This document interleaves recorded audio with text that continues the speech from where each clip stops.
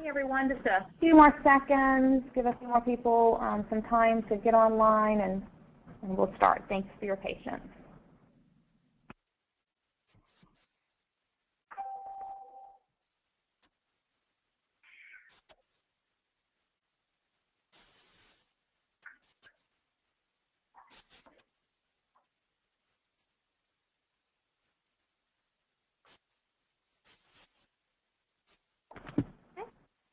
Hello everyone, welcome to today's presentation, Automate to Invigorate, Enhancing Site Relationships. As part of today's discussion, we will be addressing the following: the most common reasons for slow payment, how payment schedules can affect the investigative sites and their performance, explore how prompt payment can benefit both the site and the sponsor or CRO. And for those of you that may be new to Clinvar, I'd like to give you a little bit of a background.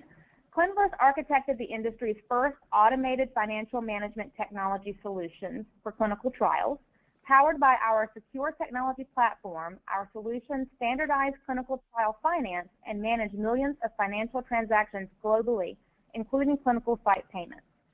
Used by leading biopharma companies, our company allows clients to benefit from reduced workload, time and cost, gained through automation and unprecedented transparency and workflow. Just a few logistical items before we get started. You will be receiving a copy of today's presentation and recording that will be coming from our marketing director, Lauren Carr, after today's webinar. We also welcome your questions, so please address any questions that you may have by using your GoToWebinar controls. If you just go to questions on the side, you'll be able to enter those questions and we'll see them as we go along. I encourage you all to do that throughout the presentation so we can address them at the end. And during the webinar, we will also be holding 2 polling questions. So thank you for your participation in advance. So let's get started. I would like to introduce you to today's speakers. We've got Mark Scullion, Senior Vice President of Strategic Resourcing for Inventive Health, and John Musante, Chief Commercial Officer for Clinvar. John, would you like to say a few words? Yeah, thank you very much, Christy. Good morning, folks, and welcome. We're really excited about today's opportunity to speak with you on a topic that we believe is very near and dear to many people's hearts, and certainly there are some better solutions out there. We're very fortunate to be joined on today's conversation with Mark, who will be working through the first part of the topics and the topic itself and some of the slides. So we look forward to sharing our thoughts and getting any input and questions back from you. Thank you, John. I'm happy to be here. Thanks for inviting me. So as you say, an important topic, and we're certainly happy to contribute to the conversation. Thank you, Mark. Thank you. Okay, I think with that, we're ready to get started, so I'll hand it off to Mark. Thanks, Christy. Before we start the discussion, useful to put some of this into some historical context. Clinical studies have always required the interaction of CROs, sponsors, investigative sites to make sure the patients are in the first place recruited and then appropriately managed and their care ensured. The focus has always before been on ensuring with those site relationships the safety of the patient, of course the gathering of clean data to ensure that we can determine the efficacy of the product being investigated. Increasingly, of late, and correctly, the industry is increasing its focus on the patient experience, but it's been relatively little attention paid to business operations of the site. That's changing. There's an increased awareness of what support is required for the site to participate efficiently. And that support is something that's now expected, particularly on the sponsor and CRO side. Now, the number of trials has increased over the last 10, 15 years. Obviously, also the number of sites required for those trials to continue has increased. That number is growing significantly, and that obviously also requires some change in the infrastructure that those sites have, the demands on them, and the demands on those who support them. The industry's done a really good job, particularly in recent years, of using data to improve the efficiency of sites. So predictive analytics to improve site recruitment, to improve site retention and patient retention through patient experience, at increasing the number of patients per site. With that increase in site density, should need fewer, but still, despite all those efforts, there has nevertheless been a substantial growth in site numbers over the time of the last 10 years. Now, the number has increased, so the profile has changed too. What we've seen is that, excuse me, what we've seen is that where 10 or 15 years ago, most of the sites, a typical participating investigative site, would have been a large academic medical center. Increasingly now, in fact, almost half globally of the participating sites are smaller, community-based, independent organizations. Now, they're structured differently. They don't have as many people. They don't have the same reserve of cash. They don't find it quite so easy to support what goes on in a clinical study. That then has changed the relationship between us as an industry and them as a participant in a clinical study. So what does it mean? Competition for sites is fierce, increasingly fierce, as there are more studies, some of them competing indications being run at the same time. Increasingly important to focus on that site experience and to understand why a site would participate, why it wouldn't, what might be the barriers to participation. Not surprising, given the change in profile that we discussed. But with that change in profile, the smaller sites with less infrastructure and less cash on hand, it's not surprising that payments becomes a large concern. In some surveys that we've seen, as much as 50% of sites raise this as their most significant concern with participation in trials. So what we're looking to do as an industry is to better understand why that is a problem, see if we can find a solution to the problem, and then help those sites to participate efficiently and continue being part of the clinical trial process. John, do you want to comment? Yeah, thank you, Mark. You know, folks, one of the most exciting aspects I think we all share in this industry is that we're involved in work that really benefits a lot of people and helps to address some very serious medical conditions. And so nobody wakes up each day trying to find a way to make process more inefficient, to make it more cumbersome, make it more challenging. And yet the reality is we still have to run businesses, and we have to make sure that we continue to challenge ourselves as an industry to improve the delivery of our clinical services. And investigator site payments is one such area that we believe has a very strong need to experience further improvements, and we believe there are better technologies and solutions on the market today that will address some of these very concerns that we see coming from a very important stakeholder in this process. Right. Thank you, John. We'd like to take a quick poll. You should be seeing the polling question on your screen now. And the question is, do you agree that payments are an issue for investigative sites? So we'll just give a few minutes for people to respond.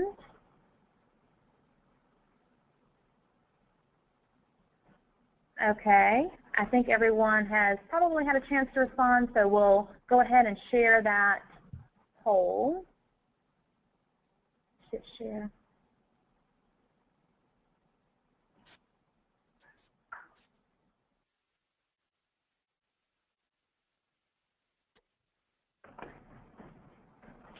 Can you guys see the poll results on your screen? Yes. Okay, so we'll see that 97% of you. Well, not a surprise, John, is it? I mean, as we came into this conversation, this is something which, whenever we talk to sponsors, talk to sites, the issue of site payments is something that we certainly see coming up frequently. So it's no surprise that we see so many of you agree that 90%, 97% of those who responded, you agree that site payments are an issue.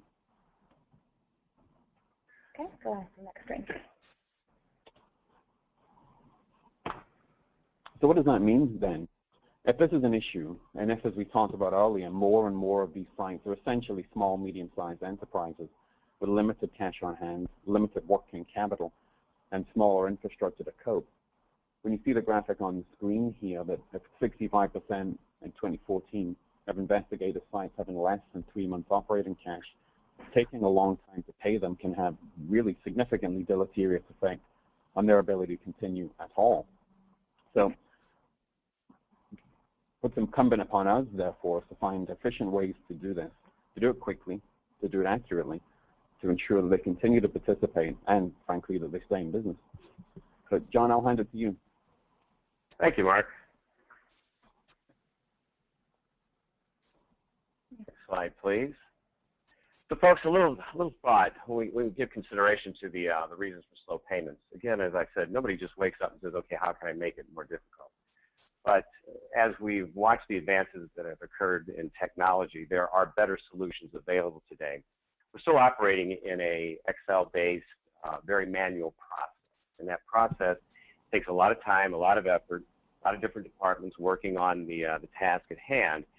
Not as much opportunity exists to have transparency, to actually have visibility to what the process is really costing any organization.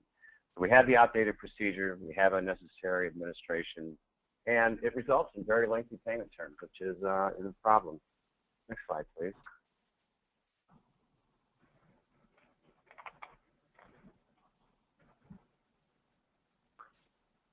One advantage that we really think is important to keep in mind, it's not just one side solving the problem at their own benefit. The benefits of a prompt, transparent, and timely payment process benefits everybody. It allows the CRO, if they're engaged in a clinical trial, to better direct their folks and their resources into the areas that are much more important in making sure of a very timely delivery of the services. If you're the site, it makes sure that you actually have the cash flow you need to maintain your operations, to maintain your staff, high-quality staff that is able to help you participate. And certainly from the sponsor standpoint, it's an opportunity to have better visibility and management of their cash flow. So it's a three-legged stool that we keep talking about being involved, but everybody wins. Next, please. Think about it from the manual process. This is probably one of the areas that's most difficult at times even to quantify. We can easily look and say that it takes 25 minutes to handle a wire transaction or a check, or it takes me 15 minutes to process a particular document. There's a lot of the hidden costs that we still struggle with in trying to get our hands around as we try to resolve discrepancies, as we're adding different amendments and making changes to the contract, as we're handling invoicing-like activities or just managing accruals. So it's not just the easily quantifiable hard numbers that we can take a look at, but it's trying to get your hands around the soft numbers, the soft activities that oftentimes can be very disruptive and create great challenges to a timely and accurate and efficient delivery of the service itself. Next, please. So what we really feel that along with the prompt payments, it's not just the management of the cash flow to any of the three individuals, but it's also providing a much more accurate ability to meet regulatory and federal obligations that we all share, including areas like the Sunshine Act. We've certainly seen that 90% of research payments are made to investigators for clinical trials, and they depend upon accurate reporting in that area. An automated system that has a defined set of activities that captures all the relevant information allows us to make sure that we do provide that information in a timely manner, but it also has a very significant impact on saving overall costs. Next, please. So the position really is that there's no need to wait. The future's now. There certainly are automated technologies out there. Clinvar has such a technology that engages in the payment activities associated with the overall requirements that we've been discussing, and it provides it in an automated fashion. It's a solution that bodes well for the sponsors, CROs, and for sites themselves. So it's an opportunity with 97% of the people polling that it is a concern, it is an issue, it's something to be looked at. There is the opportunity now to look for a very automated and transparent and manageable system that reduces costs, takes error out of the system, and certainly has an impact on today's topics. Thank you, John. We've come upon our polling question number 2, so if you'll please just look at your screen and answer the question as appropriately as possible, that would be great. Are you satisfied with your current system to pay investigative sites? And if not, when do you plan to implement another one? So your options are 3 months, 6 months, the next year, or more than 1 year. So thank you. I see the results coming in. We'll give this another couple of seconds. And we'll close. And we'll share. Okay? Great. So everyone should be looking at the results on their screen now. Pretty even split. John, did you have any thoughts on that to share? No, actually, it's very consistent with what the conversations we're having in the marketplace itself. As we've seen, it's on everybody's radar screens. There are a lot of internal conversations going on amongst all the different groups, and we're seeing those conversations now starting to occur across companies. So it doesn't surprise me that of the numbers we're looking at, and certainly I think it shows the relevancy of the topic at hand. All right. Okay, well, thank you, folks, for taking that poll with us. We've come to the part of the webinar where we take your questions. So if you haven't already, please go to your control section and answer any questions that you may have from today's presentation. We'll give a couple of seconds to see if any start to come in. We'll probably not be able to answer all questions today, but if we do not, we will certainly follow up with what those questions were and the responses. Okay, looks like we do have a question here. What is the benefit to a sponsor or a patient of improving the payment process? Mark, would you like to take that? Sure, thanks, Christy. It's a really good question. First and foremost, clinical trials exist to benefit patients who need new treatments. And for those trials to happen, we need the participation of science in those trials, in those studies. If as an industry we can improve the site experience, increase the capacity to bring new medicines to market by making it easier for those sites to participate, by improving the efficiency of the payment process, then what we're able to do then is to take the focus of medical staff away from payments to patients, which is where we would prefer that they spend their time. Great. Thank you, Mark. Let's see. It looks like we have another one. John, maybe you can take this one. The question is, what are the challenges to implementing an automated payment process? John, do you want to address that? Certainly. I think the biggest challenge is making the decision to do so.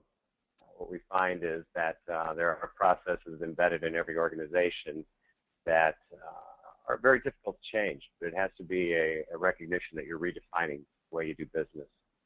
And it has to have a goal in mind, and then the goal and the objective has to align with what you're trying to accomplish, which is putting in an automated system that reduces human error, that increases efficiencies, and it drives transparency to the process. And it entails a group within the organization committed to that, who work together in a collaborative manner and embrace the new types of approaches available through an automated process. When you do that, we find that as long as the organization is aligned with it, as long as there's a team dedicated to it, and there is this keen need to, or this keen desire to address the concerns we discussed today, that the automated system runs rather smoothly in getting the implementation activities up and running, to get all the setup handled, and to certainly get into the automated payment process. Those areas stand out the most to me. Great. Thank you for that, John. Well, folks, I think we've come to the end of today's webinar, and thank you so much for joining us today. We certainly hope you found this information valuable. As mentioned earlier in the presentation, a copy of the slide deck and recording, as well as an associated white paper, will be sent to you in the following week, so just look out for that. And again, thanks for your time today, and have a good one. Thanks.